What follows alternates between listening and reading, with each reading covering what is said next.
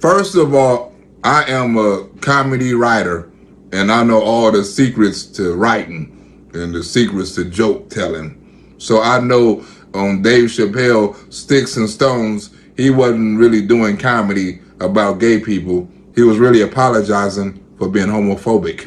Don't get me wrong, I never said this shit wasn't funny, and Dave Chappelle probably was the only comedian that could pull these jokes off.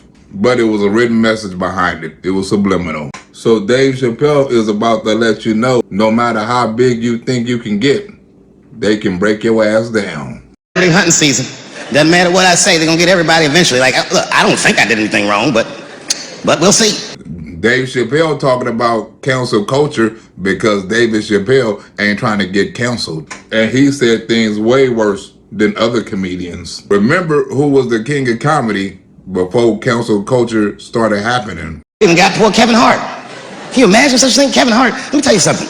It was Kevin Hart's dream to host the Oscars. That's what he told me. No, that's what they told your ass to say. You wouldn't have got on the special if they didn't tell you. You could have said it. They know what you were saying, and you do too. I remember when he told me, because I was thinking to myself, well, that's an awfully strange dream for an African American.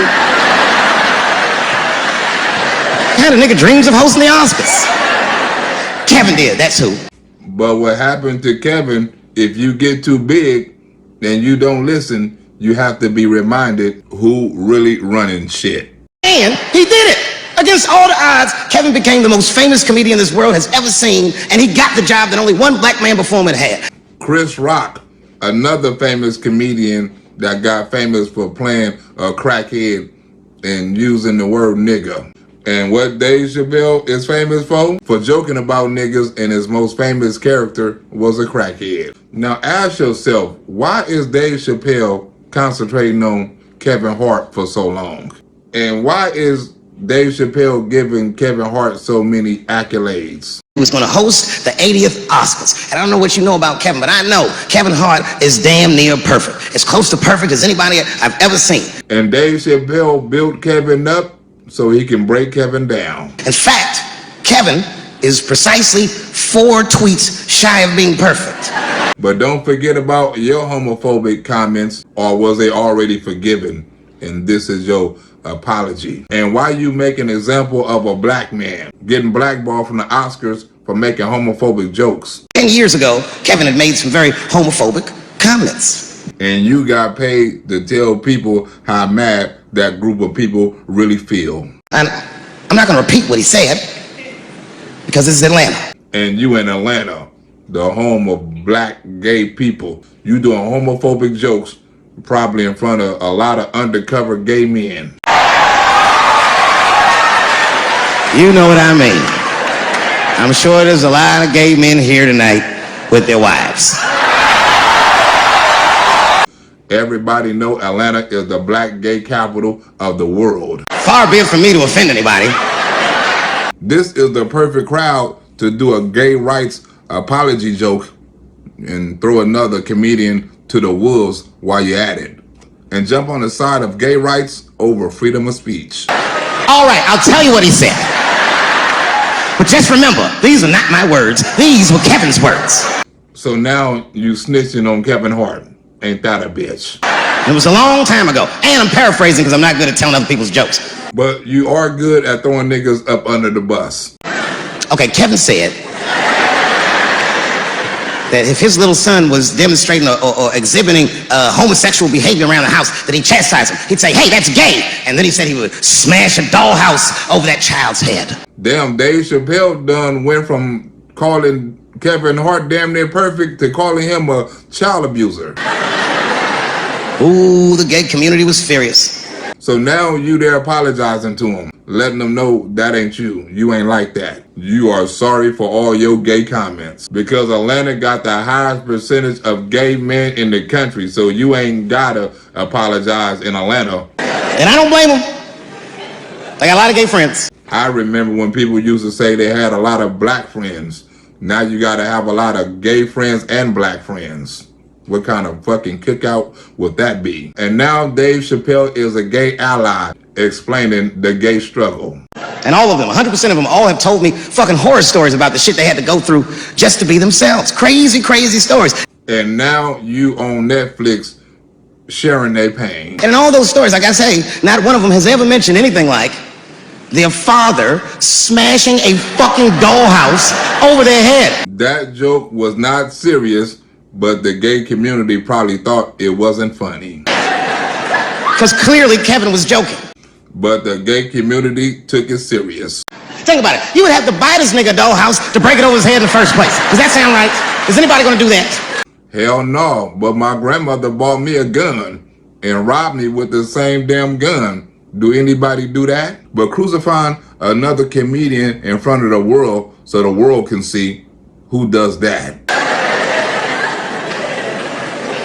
The gay community was upset, and then they put so much pressure on the Academy of Motion Pictures and Sciences that they went to Kevin and said, if you don't apologize to that community, then you cannot host these Oscars. And then Kevin said, fuck it, I quit. Then Kevin Hart finally realized who really running shit. And then he went on every talk show in America and apologized for 6 weeks.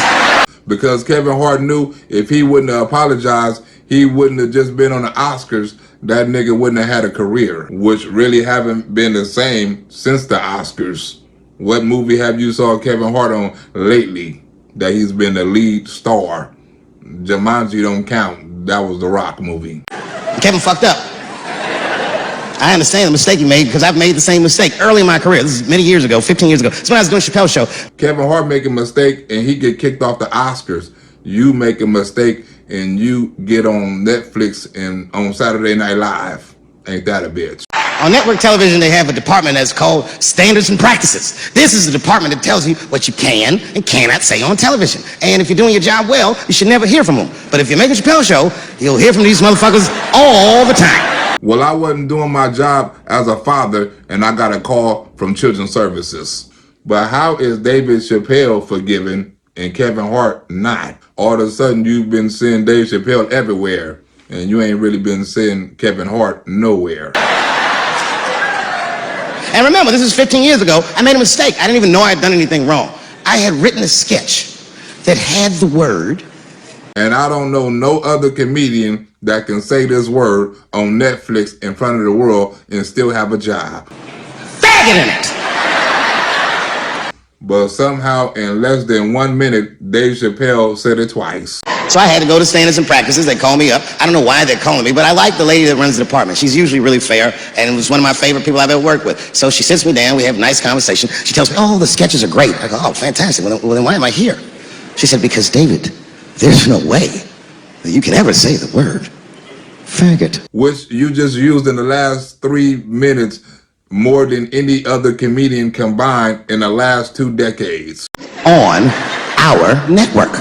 On their show, but you can't say it in front of Atlanta on Netflix in front of a lot of gay black men. I didn't know I did anything wrong. I didn't try to defend myself. I said, all right, fuck it, I'll take it out. Have a good afternoon. And as I was leaving, it occurred to me, hey, Renee, quick question. It's just a question. Seriously, I want to know, like, why is it that I can say the word nigger with impunity?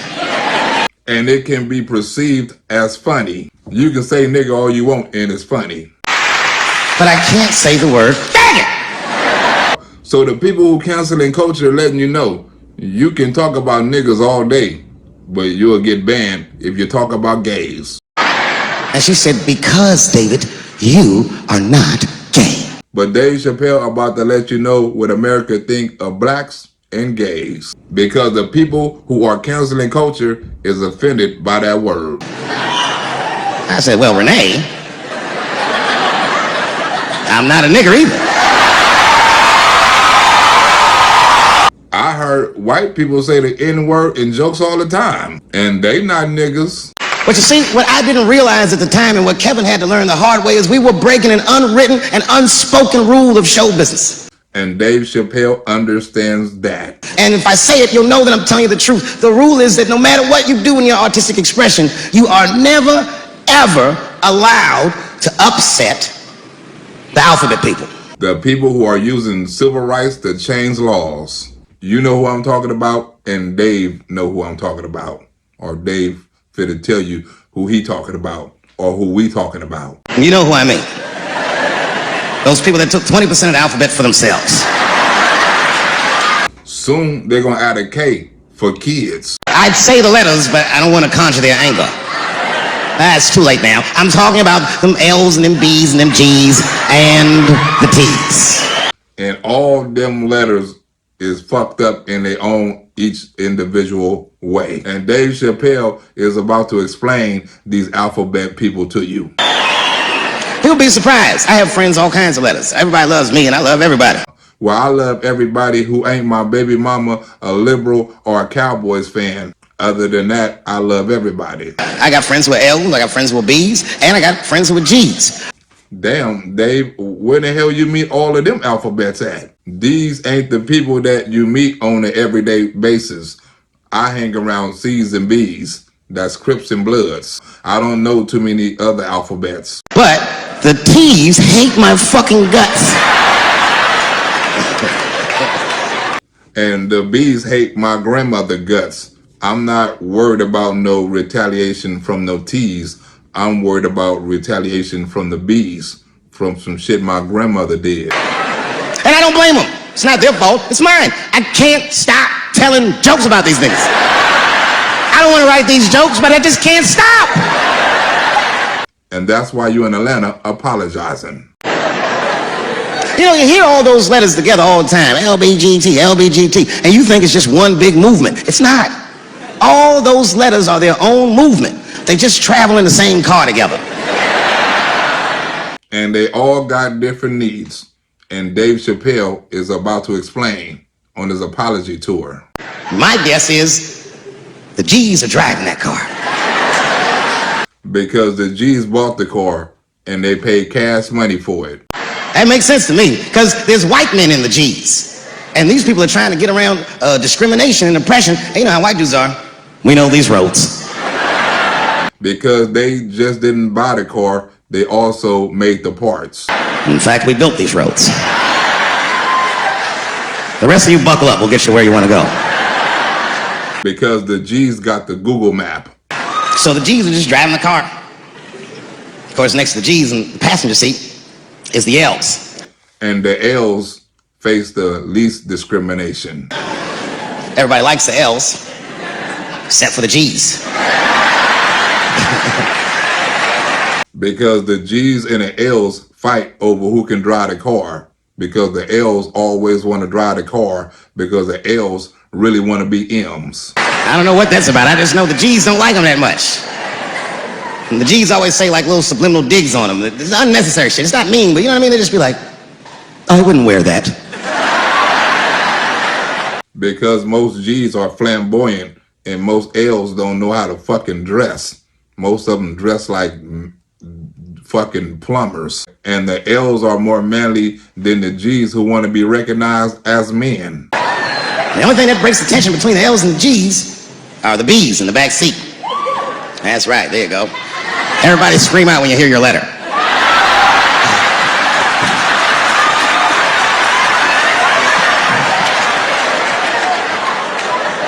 Because you best to believe it's every alphabet in that crowd. If it's one thing that the L's and the G's agree on, is that the B's are fucking gross. Because the B's are giving the G's and the L's a bad name because of mistaken identity. They seem greedy to the L's and the G's, you know what I mean? They're just sitting in the backseat like, yeah, man, I'll fuck anybody in this car. What's going on, man?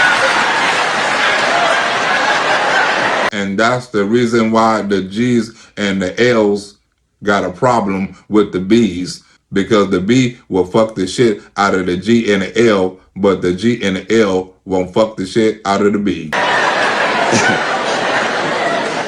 And sitting next to the B's, all the way in the back seat by themselves, looking out the window. That's the T's. Because the T's represent what the G's and the L's and the B's want to be. Everybody in the car respects the T's, but everyone also resents the T's. And as many as T's in that crowd, I bet Atlanta know what you mean. It's not the T's fault, but everyone in the car just feels like the T's are making the trip take longer. Because the T's take too damn long to make a decision on what they really want to be. Sometimes it takes years for the T's to make the decision on what they really want to be. And the T's need medicine, operations, parts, therapies, hormones. The T's is taking up too much room in the damn car. Anything the T's say gets on everybody's nerves. And the T's don't even say anything bad. They should be in the back talking to himself. I'm hot. Shut up. Shut the fuck up, okay? Before people see you in the car and know where we trying to go. What? Just said I was hot. And the T's are the last person on the earth that think they don't have a place. They are supposedly the last civil rights case in America. Can you pull over at the next exit? I need to use the restroom. But the T's want more rights by taking the rights of the W's. There is not a restroom for you for 4 states, nigga. Will you just shut the fuck up so we can get where we're going? Because if they run out of gas, it's your fault. And just when that car can't get any more tense, the Q's are a hitchhiker that they picked up on the road. Some white dude in booty shorts is walking down the freeway.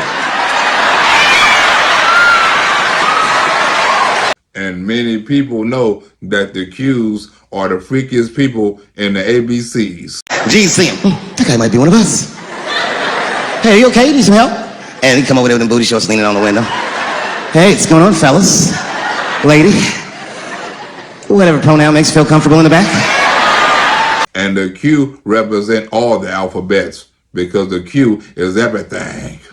And not the Q we talking about. We talking about the Q inside the alphabets, not the real Q. Yeah, I don't really know where I'm going. But all I know is I need a ride to get there. Where do I sit? I don't know if I'm gay or I'm straight or whatever. All I know for sure is that I really want to get in this car. So I can sit basically wherever you put me. And it make him get in and sit between the B's and the T's. And you know that because all three of them is the most confused. I feel bad for T's, but they're so confusing. What's so confusing is you finding them so confusing and feeling bad for them, Mr. Dave Chappelle. You are on a transgender apology tour. And it's not all my fault. I feel like they need to take some responsibility for my jokes. Yeah, because you're in front of a crowd of gay black men telling alphabet jokes. They should take some responsibility if they're laughing at it. Because I didn't come up with this idea on my own.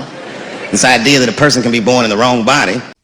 And you probably didn't come up with this damn joke either. You probably had a gay person co-write it for you. This was a transgender-friendly joke. But they have to admit, that's a fucking hilarious predicament.